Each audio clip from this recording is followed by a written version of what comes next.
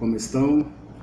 Vamos começar com o nosso conteúdo do segundo bimestre, já que nós já terminamos o nosso primeiro bimestre, e os conteúdos propostos para que nós trabalhemos nesse bimestre pela Secretaria Estadual de Educação, através da conhecida bimestralização, vai tratar da questão da política, mais especificamente o poder, a política, o Estado, formas de governo, sistemas de governo, democracia, enfim, tudo aquilo que envolve a política na sua amplitude. Quando nós falamos de política, geralmente as pessoas criam um alvoroço muito grande porque elas entendem a política como algo extremamente negativo. Muitos, inclusive, associam o político à bandidagem, à ladruagem, à desonestidade e procuram se distanciar de uma situação ou de um ato tão importante para a nossa vida, que é a política. Nós, seres humanos, não temos como viver sem a política. É parte fundamental da organização da sociedade. A política faz parte cotidianamente de nossas vidas. Quaisquer decisões que nós tomemos, nós geralmente tomamos baseadas em determinações ou em proposição a alguma decisão política. Quando nós falamos de política, nós temos, evidentemente, uma longa história, né, que envolve todo o processo, toda a organização da política, da sociedade, as suas definições, enfim, que são séculos e séculos de história, até chegar no que nós chamamos de política moderna. Nós temos contribuições, por exemplo, na Grécia Antiga, na chamada Grécia Clássica, na Roma Antiga, inclusive, também. E nós temos uma definição muito clássica de política, dada por Aristóteles, que significa, inclusive a palavra política vem do grego polis, que significa cidade, polis ou polis, como queiram, né? Significa cidade. E Aristóteles definiu a política como a arte do bem administrar a cidade. Ou seja, aquela pessoa que se aventura na gestão pública, na administração pública, deve ser uma pessoa de caráter irrepreensível, uma pessoa que tem como princípio fazer o melhor para o grupo, para todos. Administrar a cidade de forma a que todos alcancem a sua finalidade, que é ser feliz. E nós só somos felizes tendo aquilo o mínimo necessário para sobrevivermos. Então, na visão de Aristóteles, o político é aquele que tem que querer o bem comum, sobrepor ao seu interesse pessoal o interesse da coletividade. Platão também tratou da questão política, inclusive escreveu um livro conhecido A República, em que ele detalha como o administrador deve se portar e também quais deveriam ser as características daquelas pessoas que se aventuram em administrar a cidade.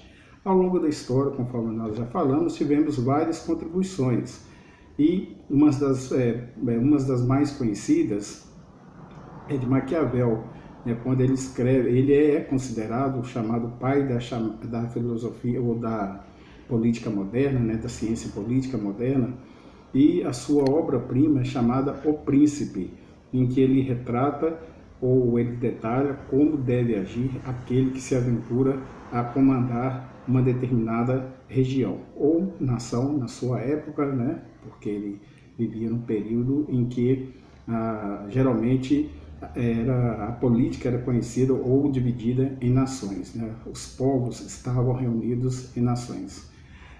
Temos também John Locke e vários outros que contribuíram, Karl Marx, enfim, vários outros que contribuíram com a ciência política.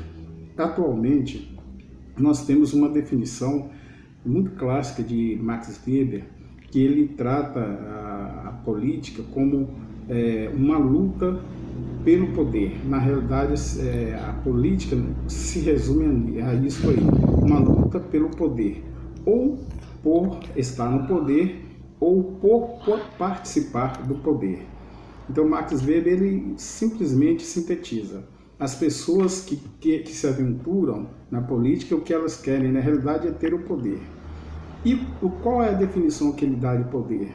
É fazer com que as pessoas, na realidade, façam aquilo que quem está no poder quer que elas façam. Ou seja, ou por vontade própria ou contra sua própria vontade. Então, é uma forma de impor sobre as pessoas. Então, essa luta por estar no poder ou por participar do poder é que define uma definição mais moderna da política feita pelo sociólogo alemão chamado Max Weber. Quando nós falamos de formas de governo, nós estamos falando de república, de monarquia, de anarquismo, e sistemas de governo, nós estamos falando de presidencialismo, de parlamentarismo, enfim. São formas e sistemas como que as sociedades se organizam, né, se implantam para se relacionarem, ou com o povo ou entre os próprios poderes. A república vem do latim, a expressão república vem do latim, uma junção de duas palavras, res pública. Res significa coisa, pública significa do povo. Ou seja, quem está num sistema ou numa forma de governo republicano, essa pessoa que está na gestão, ela tem que ter a consciência que está administrando, está gerindo aquilo que é do povo, aquilo que pertence a todos e não pertence a si. A pessoa que está na gestão, ela tem que entender que aquele período em que ela está ali é transitório, é passageiro. Ela não é dona da cidade, não é dona do estado e nem é dona do país. Então ela está administrando aquilo que pertence a todos. A república, no caso o Brasil, é um sistema, uma forma de governo. O Brasil é um sistema, o Brasil tem uma forma de governo que é o chamado republicano. A forma de governo republicano, ela praticamente se caracteriza pela que nós chamamos de forma tripartite de poder. O que significa isso? Nós temos três poderes que são independentes, que formam o governo, que agem de forma independente, mas que são interligadas entre elas. Nós temos o poder executivo, o legislativo e o judiciário.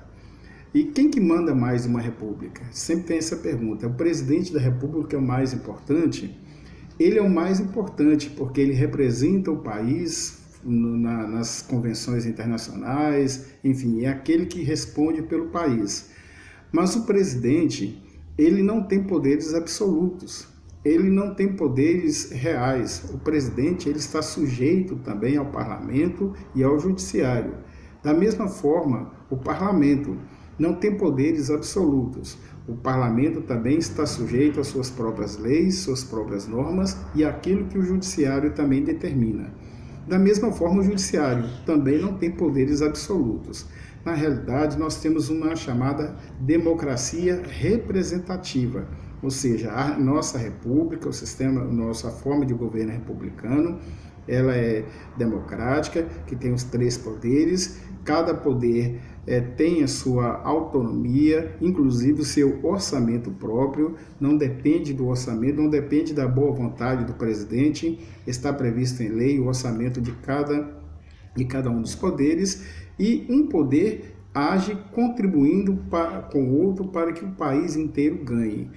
Por exemplo, o presidente, se ele não agir de acordo com o que está previsto na Constituição, o parlamento ele tem o poder de tirar o presidente através do chamado impeachment. E esse impeachment também ele deve ser analisado pelo judiciário, ou seja, nenhum dos três tem poderes absolutos. Qual que é numa república? Quem manda é a Constituição. Inclusive na Constituição, ela emana do povo e ela é para o povo. E o presidente, assim como os deputados, enfim, todos aqueles que detêm alguma forma de mandato, devem estar de acordo com aquilo que está previsto na Constituição. Devem agir de acordo com o que prevê a Constituição. Na nossa próxima aula, então, nós vamos trabalhar mais, nós vamos conversar mais um pouco sobre a questão da política. Hoje falamos sobre a república. Na próxima aula, então, nós vamos falar de outras formas de poder, como a monarquia e o também anarquismo, que é o que muitos sonham, mas na realidade, na prática, ela nunca se concretizou. Abraço a todos e bom estudo.